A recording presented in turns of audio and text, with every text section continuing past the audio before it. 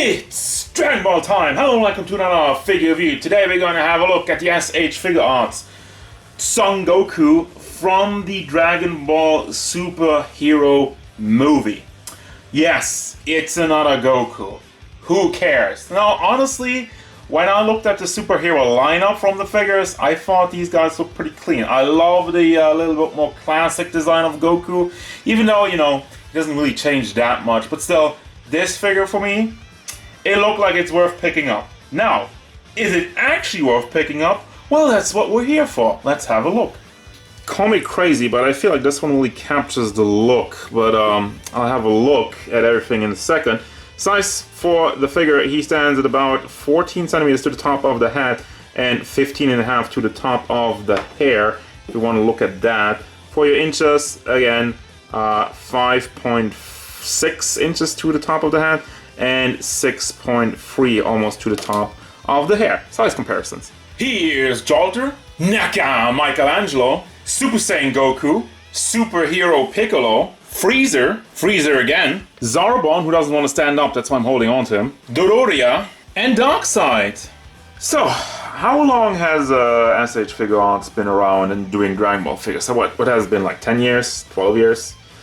Why would you pick up another Goku? Don't you just skip on that? I mean, I thought about it. The main thing is, like I was saying beforehand, I like this classic design, but I really want to have a look and know what they changed since the last time, and that was this release, which from what I can tell, from what I can remember, I think this was like the Saiyan born on Earth, raised on Earth figure that we had. So where's the differences between these two guys, and is it even worth picking this one up? Now, first and foremost, the new Goku is a lot paler, and I really love the face sculpt. It has like a more serious tone, just in general. Of course, it's a more serious face, but it really nails the anime look, and it has the line work, these weird kind of scribbles under the eyes, which sometimes they didn't do it, and sometimes they did. It's like these vastly inconsistencies that we had over the years with the SH Figuarts lineup. So I like this face a lot better. I like the body sculpt a lot better. As you can tell, it goes up a little bit more and has a little bit more of a better shape to it than the previous release. Now, for the rest, the belt is pretty much, I mean, it's not the exact same. Is it the exact same belt? It might be. It might even be. Look at it. Look at it. It looks the same. Looks like it's the same mold. Also, the white on the logo is a lot clearer in the back, and also generally I prefer the orange in entire look. And we also have like different paint in the shoes. Now, obviously, this one is supposed to be from Superhero, so it's not the exact same figure that this is supposed to be emulating. So the fact that he's pale and whatnot is just generally looking at it and what I prefer as a figure. And again, I want to zoom in on the face sculpt because look at it. I love this face sculpt. It looks so cool. Like the printed on face is absolutely beautiful. The nose could be a little bit sharper, just looking from the side, but that's nitpicking. Then the hair sculpt obviously doesn't have any issues with that. They know, I mean, if by now SH Figuarts didn't know how to make Goku hair, they would be out of business. I'm just saying, because they made this like a billion trillion times. We got the logo in the front and a little bit of shading in the lower half, and even like, I feel like the lower half has a little bit of a different color than the chest area. It's somewhat weird, but it doesn't stand out too much. It really depends, like with all the lighting and whatnot, it might stand out a little bit more than it actually does. So, you know, I'm filming this. Camera, eyes, it works different. I can't project what I see with the eye, with my eyes, into your eyes. We're not there yet, but give it some time. Well, anyway, so everything also on here is painted from what I can tell, and it is painted cleanly. We don't really have any issues with the blue and the orange, where those kind of clash. You could say there's tiniest bit of bleeding, but not enough for me to even go on about it. And the blue also in the front. Then we got the logo again, going back to that. It looks very clean, looks very clear, and the muscle work is standard Dragon Ball stuff. Let me see, actually, is the muscle work? That seems also awfully similar. Huh, well, the forearm, it seems like the forearm is a little bit more refined. Is it? Or am I just tripping? There seems to be a little bit more going on.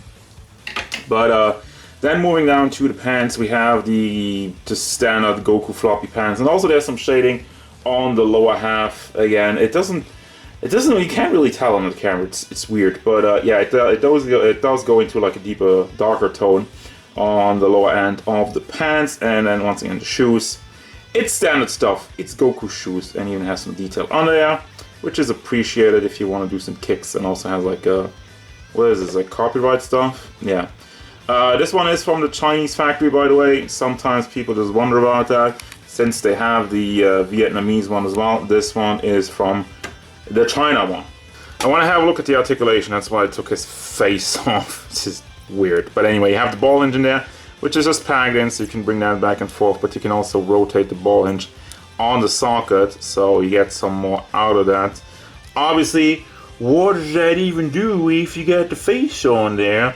Well, it's alright, I guess. Depends on like how you pose it, depends on how you position it, but it goes forward quite nicely, goes to the back very nicely, and side to side. And if I say nicely again, I have to pay taxes, nice taxes. Then you also have the neck, which from what I can tell is just a hinge. It doesn't, well, you have some side to side motion actually.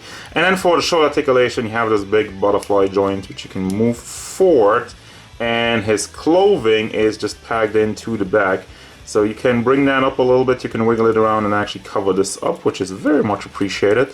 Has a very good forward motion for some Kamehamehas and some action poses and martial arts stuff, and also it rotates on the socket in there, so you also have some back and forth shifting up and down, and I also have the big hinge in there, which is obviously blocked by the clothing part, but let's see if I can move that down as far as it goes, really. I mean, obviously the hinge would go up further, but you have this in the way, which is, again, haven't shown you, but it's just packed into the back, so you could take it off. You know, if you want like a more, I guess, less clothing version, then you have a bicep swivel and a double hinged elbow and another hinge, ball hinge in the fist, goes back and forth and can also be rotated in there. Now for the chest, is actually not that terrible. You know, considering that there's not really that much room, he does have some back and forth motion. Not the greatest, but again, if you would cut it up even more, or if you would make an ab crunch, it would look absolutely awful. Side to side motion, it doesn't really swivel all the way around, but it does get some moves on there. For the lower half, also same thing, it's not fantastic. Let's see if we combine these two. It does get some good range though. And also the lower half, does that swivel all the way around? Not really. That's kind of weird though. The belt is soft plastic and is not connected anywhere, so you can move that around. And also where the belt is tied up is packed in, so you can also rotate that around without any issues. The leg, okay, gave it a little bit too much of a push there, but let's try with the other one. Well, we lost that cover up for it, which does hold it back a little bit. Let's actually try that out. Well, it just goes off again. So no, it doesn't really go up more than that. So we got that out to the side, pretty nice, and to the back, because he doesn't have a butt. Well, he has somewhat of a butt, but it's not a blocking butt. And then since this is uncovered, I can show you that you can swivel it on the thigh and the double hinged knee. Classic stuff. Still looks ugly, but what are you gonna do about it? The boot is not on a swivel, and the foot is on, I think, the double ball pack combination. So you bring that forward, back, and does tilt side to side, and actually you can also shift it. Yeah, there's the double ball, which I didn't want to take it off. They don't do ball hinges for the foot, which is kind of weird, but I guess this looks cleaner, so I don't hate it. But again, it's one of the things where you can shift it a little bit on the upper ball, so you get more out of it, and also it swivels all the way around, and you do have a toe hinge. As for the accessories, it's extremely basic. However, I also like the face sculpts we get with the figure. You get like the angry yelling face with the big eyes, and then the classic just kind of angry smug face looking to the side. There's some issues with his iris though. It's kind of like there's some paint issues with that. Weirdly enough, I was such a big fan of the paint on the figure and then we got the faces, and there's a little bit here and there and bleeding, and then this kind of like the surprised face. Yee, this one's cool. I like that one. So, as for the hands, this is like the most standard stuff. Posing hands for some martial arts, the double fingers for, you know, instant transmission. I was thinking of something that I can't really say.